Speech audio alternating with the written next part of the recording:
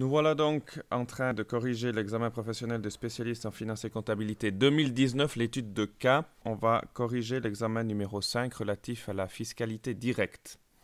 Donc comme vous le savez, durant cette étude de cas, vous êtes le responsable finance et comptabilité. Vous avez bouclé les comptes de l'exercice 2018 et l'autorité fiscale vous a fait part de plusieurs reprises sur la taxation fiscale 2017. C'est ces reprises qu'on va analyser maintenant dans une problématique assez connue, celle s'agissant de la double imposition économique, respectivement de la distribution dissimulée de bénéfices.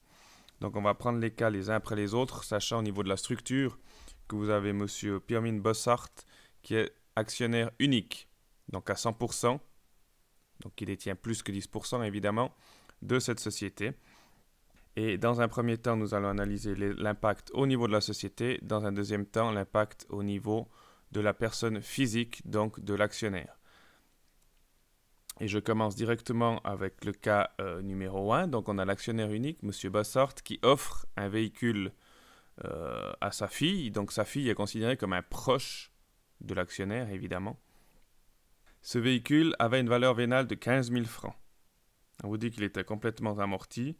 Évidemment que par rapport au bénéfice net publié de 1 520 000, le fait finalement d'offrir quelque chose qui vaut 15 000 à un proche est finalement une non-comptabilisation d'un bénéfice.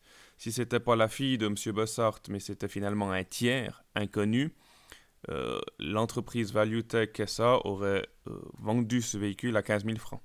Donc ces 15 000 francs vont être rajoutés dans le profit et pertes fiscales de ValueTech SA pour cet exercice 2017.